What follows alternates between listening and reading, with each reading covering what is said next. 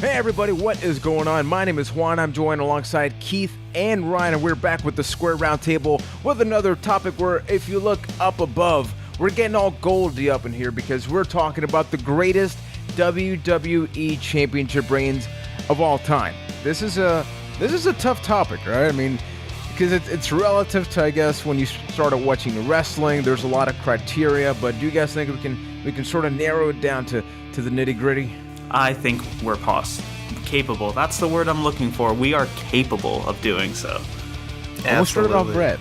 We're doing good now. Okay, right. So first off, greatest WWE Championship reign. So when you're thinking about this, what's your criteria? Let's start it off with Ryan. What is your criteria for a championship reign that you're interested in? When I kind of look at greatest championship reigns, I really actually think about the influence and maybe impact that they had on wrestling as a whole. So, it's more than just kind of what was going on during the championship reign as far as like matches and things like that. I'm thinking about, what did that mean for the wrestling business? How did that influence people later? Like, how did that change the course of wrestling? Exactly. When people look back, they're going to say that this was a real title reign that mattered. Yeah, definitely. It's about not just the matches. I guess we can sort of agree that, it can be about the matches, it can be about the promos, but it's more of the lasting appeal. When we think about Attitude Era, things always come to mind. And John Cena and Edge. So without being said, taking it to you first, Keith Poshik. Yes. Give us, what do you got? What's in the bag? So I wrote down a couple of reigns that I think that are some of the most influential as far as history goes. And I'm going to go in chronological order here. I almost screwed up that word too. But hey, let's keep going. All right. We're doing good. So number one, I said Bret Hart around the time that he won the title at WrestleMania 10. The reason why I think that is an influential reign is because that was really the big shift in wrestling where it moved away from the 80s Hulkamania, Macho Man, Ted DiBiase, Andre the Giant style and moved into the more modern WWE that you could almost call it a dark period, like where things were like low, but that was really the reign that shifted that.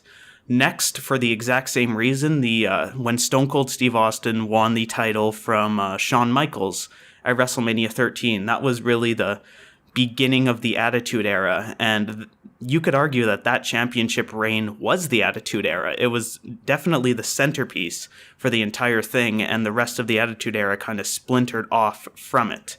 Now, my next one is Eddie Guerrero when he won the title from Brock Lesnar, No Way Out 2004, I think. And the reason why I consider that one influential was because that was really one of the first times that they took a risk with the title. Yeah, it wasn't the main title at the time, but it was really one of the first times the underdog won the title in a very long time. And I would argue that Eddie Guerrero's title win really influenced like Rey Mysterio. Well, definitely Rey Mysterio winning the title. Absolutely. And all the other underdog wins, even up to Daniel Bryan. I would honestly say that Daniel Bryan had a good shot of winning the belt because Eddie Guerrero won the belt back then. CM Punk, because number one, it was the longest reign of the modern era, as the buzzword says, and it was really entertaining the entire title reign. If you want to talk about matches and promos and the actual context of the title reign, CM Punk's was gold throughout the entire thing. Like, there wasn't really a bad feud he was in. It was a long title reign, and it was awesome throughout the whole thing. And my last example, this one it hasn't been proven yet, but I believe that people will go back and say that it was a interesting title reign, to say the least, and that's Brock Lesnar. His title reign was very unique because it was the first time that the champion wasn't around all the time. An old school title, a throwback title reign. Exactly, almost. It was a throwback title reign to something that didn't really exist anymore. Now, whether people are going to say it's a good thing or a bad thing, that's yet to be said, but I think it'll be influential in the long run. So some interesting picks, because you got you if you think about it, your picks are very key points in generations, because you have Bret, like Stone Cold and Punk as examples, and each one you can definitely pinpoint a time where there was wrestling a shift changing. in wrestling at that point. So I really like that combo. What about you, Rhino? All right, there's some overlap between me and Keith here. But I first started with Hulk Hogan, and I'm pretty sure, I mean, there can't be any more of an influential title reign as far as bringing wrestling From into that the time, mainstream. for sure. You know, Hulk Hogan put wrestling on the map in a lot of ways. So I feel like it's kind of just an auto include for me.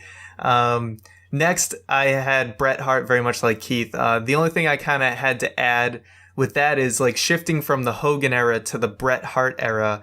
It was more of a wrestling focus. So that was kind of, what Bret Hart added, because, Hogan was more about the showmanship, whereas, Bret Hart, he put the credibility kind of back into the actual in-ring stuff. Then I also had Steve Austin. So I'll add to Keith's by saying, Austin kind of really made that rebellious babyface a thing. So that was something else that, he added. I have Mick Foley in here because he's definitely someone who was not the prototypical champion. So I feel like that opened up the doors, kind of like Eddie did for Daniel Bryan. Yeah. I think Mick Foley is a part of that. And maybe even for guys like Kevin Owens or someone in the future that, you don't have to be this super in shape jacked guy. As long as the crowd loves you, then you're worthy of being champion. And I also had CM Punk. So me and Keith have a very similar list. But I'll say for Punk, he also paved the way for a lot of these indie guys that we thought would never get a shot in WWE. Punk's kind of like the guy who really made it that, the indie darling can be a top guy in WWE. And that's why I think Punk's reign was so important. No, definitely. I think breaking news, my thing also includes Punk, I guess, for reasons that you guys already mentioned, so that way I can take some time with the other ones. My first one has to be The Rock, particularly his victory over Mankind in 1999, simply because The Rock was a very different character. You had, the anti-hero, you had Mick Foley, who everybody loved, and then, you had the whole corporate situation. It was a very dark time and a transitional time, especially for The Rock, so I really like that.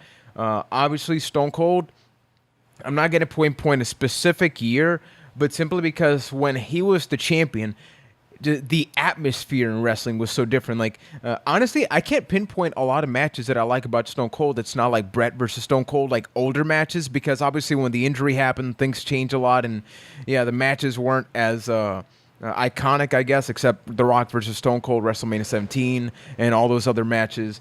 The one in particular that I want to talk about is Brock Lesnar beating The Rock at SummerSlam 2002. I think that, to me as a fan, is the most interesting and unique title reign, simply because Brock Lesnar was agile, he was fast. It's somebody that went up, much like Kevin Owens in the WWE, and then got everything handed to him. But the guy was ready. He took that ball, ran with it, and he was going into that match as a heel.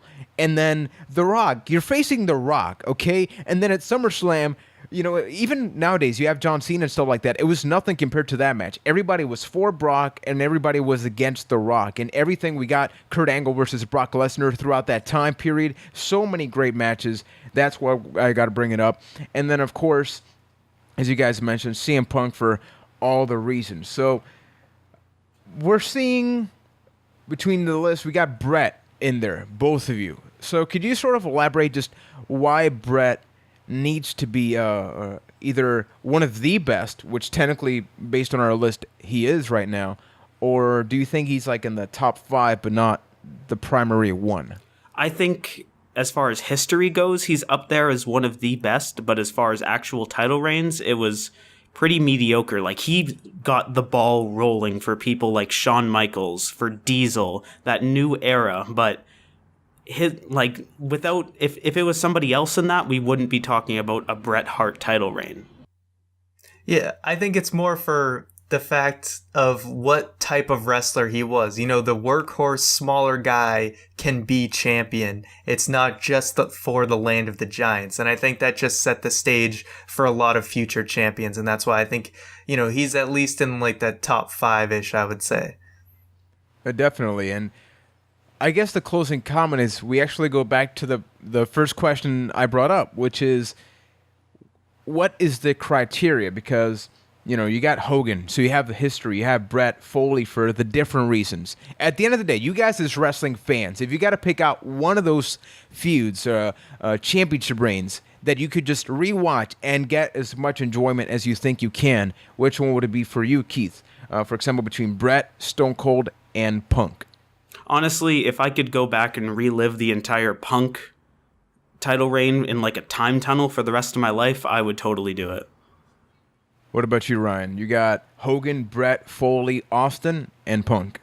If we're going purely by matches, I would probably pick either Steve Austin or Punk.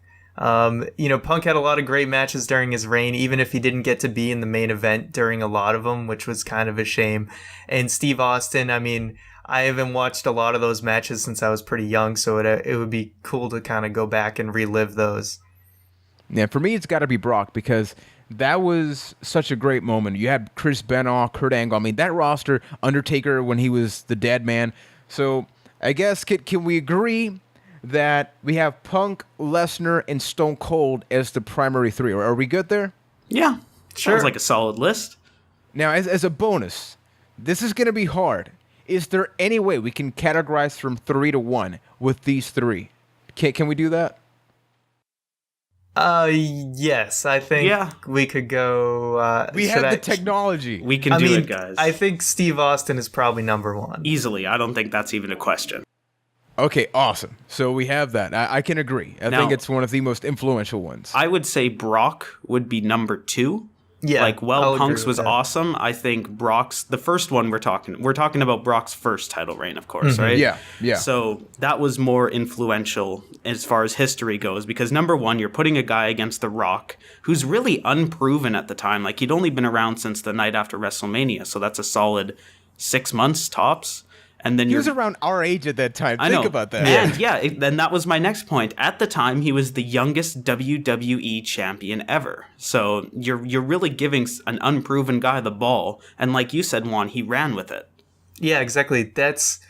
It's insane to have a guy come in that quick and deliver and hold his own. So for that, that's in being the youngest champion, there's a lot of factors in that deserving the number 2, I think. I want to watch some of those matches, right? I want to watch Kurt Angle versus Brock again. But yeah, so we have our top 3 greatest championship reigns. Number 3, CM Punk.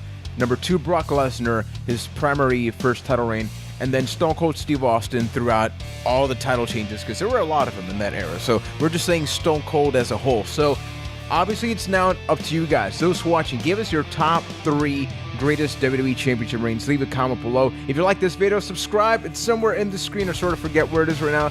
Give us a like. The podcast is available every... Come on, guys. Are you ready for it? Are you ready for it? It's Tuesday. We'll listen to the podcast on Tuesday. Yeah, it's like C for effort. We also got the Fight Nights, a lot of stuff in the channel. Hope you guys like the video.